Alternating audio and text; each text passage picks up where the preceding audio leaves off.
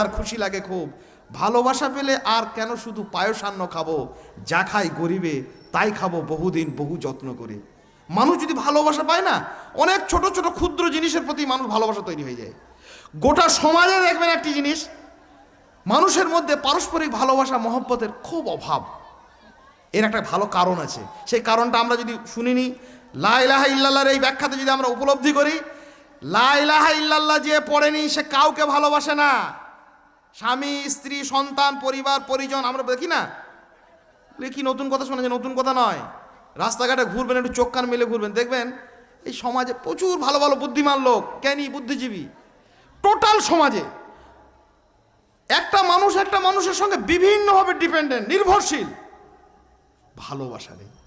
যে অটোওয়ালাতে প্রতিদিন অটো চালকের সঙ্গে আমাকে যাত্রা করতে হয় সকালবেলাতে উঠেই, সেই অটো চালক সবসময় ভাবে যে একটা চিটিংবাজ লোক। আর এই যাত্রী ভাবে, অটো যাত্রীটাও সবসময় ভাবে যে একবারে বেকার লোক। একটা টাকা কোনো রকম আমার খুচরো দিতে চায় না, অথবা খুচরো না পেলে আমার ওপর রাগারাগি করে, অথবা আমার কাছে ভাড়া বেশি নেই। প্রতিনিয়ত যার সঙ্গে আমার চলছে, ভালোবাসা নেই।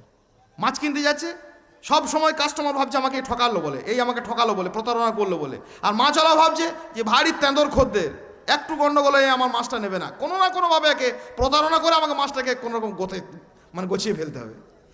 এই যে প্রতিনিয়ত পারস্পরিক অশ্রদ্ধা, এক বিছানায় শুয়ে জীবনযাপন করছে একটা মানুষ, প্রতিনিয়ত ভাবছে এরকম বাজে লোকের পাল্লাতে আমি পড়েছি, এত বাজে লোক দুনিয়াতে হয় না। আর এও ভাবছে বিয়ে শাদী করলাম এমন একটা ফালতু লোক না, এই গোটা গোষ্ঠী শুদ্ধ বেকার লোক, আমার জীবনকে জ্বালিয়ে দিল। অধিকাংশ মানুষের একটা সমীক্ষা চলছে, মানুষের জীবন আলাদা কথা, প্রতিনিয়ত অশ্রদ্ধা। ট্রেনে বসে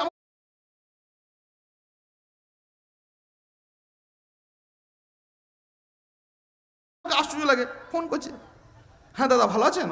খুব ভালো, অফিসের বস, পরিবারের লোক, নিজের স্ত্রী, হ্যাঁ সব ঠিক আছে, অমুক তো। তারপরে ফোনটা যাই কেটে দিচ্ছে না। হ্যাঁ, যত সব ফালতু লোক, মুখ বিকৃত করে, উচ্ছে চেবানো মুখ করে মানুষের প্রতি অশ্রদ্ধা প্রকাশ করছে। এর একটা কারণ জানেন? আল্লাহ সুবহানাহু ওয়া তাআলার সঙ্গে যখন ভালোবাসা না থাকে, কালেমাতুত তাওহীদের একটা দাবি হচ্ছে আল্লাহকে ভালোবাসা। আল্লাহ বলছেন হাদিসে কুদসি যে আমি যাকে ভালোবাসি, আল্লাহ সুবহানাহু ওয়া তাআলা বলছেন আমি যাকে ভালোবাসি, আমার চারপাশে যে ফেরেশতারা মণ্ডলী রয়েছেন মালায়ে আলার মধ্যে, তাদেরকে আমি জানিয়ে দিই যে পৃথিবীর অমুক জায়গার অমুক অঞ্চলে ওই লোকটাকে আমি ভালোবাসি। তখন ওই ফেরেশতারা কি করেন? সপ্তম আসমান থেকে ষষ্ঠ আসমান, ষষ্ঠ আসমান থেকে পঞ্চম, এই করতে করতে করতে সামায়ে দুনিয়ার আসমানের ফেরেশতাদেরকে এটা জানিয়ে দেন যে আল্লাহ সুবহানাহু ওয়া তাআলা দুনিয়ার ওই লোকটাকে ভালোবাসেন। সেই ফেরেশতারা, দুনিয়ার ফেরেশতা যারা আছেন, তাদের কানে কানে বলে দেন যে আল্লাহ ওই লোকটাকে ভালোবাসেন। মানুষের কানে কানে সেটা উচ্চারিত হয়, বিস্তারিত হয়, সম্প্রসারিত হয় যে এই লোকটাকে আল্লাহ ভালোবাসেন। তখন মানুষ তাকে ভালোবাসতে শুরু করে। তেমনিভাবে আল্লাহ যাকে অপছন্দ করেন, আল্লাহ যাকে ঘৃণা করেন, সেটাও মানুষের কাছে এইভাবে সম্প্রসারিত হয়, সম্প্রচারিত হয়। আমরা আল্লাহর সঙ্গে ভালোবাসা তৈরি করতে পারিনি বলে দুনিয়াতে এত মেহনত করেছি, যে সন্তানের জন্য, যে পরিবারের জন্য, যে স্ত্রীর জন্য, যে সোসাইটির জন্য। সারা জীবন একটা লোক মাদ্রাসাতে কাজ করছে, একটা মসজিদে কাজ করছে, স্কুলে কাজ করছে, এত জীবনে সারা জীবন কাজ করার পরেও তাকে গালাগাল শুনতে হচ্ছে। সন্তানের জন্য এত কিছু করে দেওয়ার পর ছেলে কি বলছে জানেন? আমার বাপটা না একবার গান্ডুমার্কা লোক, আমাদের রাস্তার পাশে এত ভালো ভালো জায়গা ছিল, 10 কাঠা কিনে যেতে পারলো না। হ্যাঁ, দুনিয়া সব লোক কিনলো, আমার বাপ করে যেতে পারেনি। আমার বাপ এমন অবস্থায় রেখে গেছে আমাকে, একবার বেকার অবস্থায়। অধিকাংশ সন্তানের এটা হচ্ছে ব্যাখ্যা, এটা হচ্ছে বিশ্লেষণ। কেউ আপনাকে ভালোবাসবে না। ওই নেটওয়ার্কের ওইখানটাতে যদি ভালোবাসা আপনার তৈরি না হয়, দুনিয়াতে আপনি যার জন্য যাই কিছু করছেন, আপনাকে গাল শুনতে হবে আর কে আমাদের মাঠে ধোলাই খেতে হবে। এই স্বাভাবিক সত্য কথাটা মনে রাখুন। ভালোবাসা নেটওয়ার্ক, আমরা এইটা বোঝার জন্য, আপনি কাউকে বোঝানোর জন্য একটা সহজ উপমা দেবেন যে এখানে আমাদের সম্পর্কের নানি হতো একটা বুড়ি, তো তার কাছে একদিন বলছে, ভাই তোর ফোন আছে? ওদের বাড়ি গেছি অনেকদিন আগে, তখন এই মোবাইল উঠেছে নতুন। তো বলছে, আমি বললাম হ্যাঁ। বলছি আমার ছেলেকে তোর ওই মামুকে একটা ফোন করে দে না, এইখানে রয়েছে, তো চলে আসবে পাশের বাড়িতে আর কি। তো আমি তাকে ফোনটা করছি, তো ফোনটা স্পিকার দেই যে এখন যোগাযোগ করা সম্ভব হচ্ছে না, বারবার বলছে, এটা শুনছে ওই বুড়ি মানুষটা, আমাদের নানি। তো হেসে বলছে, হ্যাঁ কি আশ্চর্য কথা, এই পাশের বাড়িতে যোগাযোগ করা হচ্ছে না, এই 2 পা গেলে আমি চেঁচিয়ে বললে শুনতে পাবে, আর এইখান থেকে যোগাযোগ করা হচ্ছে না। আমার নানি এই যোগাযোগটা ওই যোগাযোগ নয়। বলে কীরকম যোগাযোগ?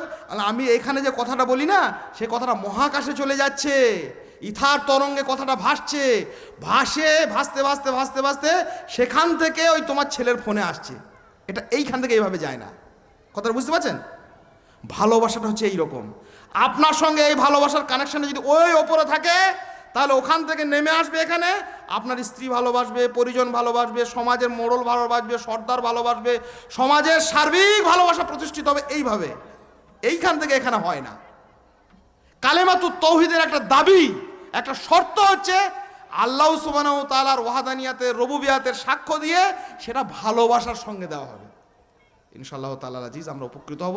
আমরা বেশি বেশি করে আমরা প্রকৃত ইসলামকে যদি পেতে চাই, প্রকৃত ইসলামের কল্যাণের মধ্যে যদি আমরা অভিষিক্ত হতে চাই, প্রকৃত ইসলামের কল্যাণ যদি আমরা গ্রহণ করতে চাই, তাহলে ইসলামের মৌলিক মন্ত্র, ইসলামের মূল কথা কালেমাতুত তাওহীদ লা ইলাহা ইল্লাল্লাহর উপর আমরা যেন বিশ্বস্ত হই, আশ্বস্ত হই, সেটার জন্য জানি, পড়ি, বুঝি, ইয়াকিনের সঙ্গে সেটা গ্রহণ করি এবং হৃদয়ে সেটাকে যাপন করি, আর সর্বোপরি তার প্রতি যেন ভালোবাসা জ্ঞাপন করি। তাহলে প্রকৃত ইসলাম থেকে আমাদের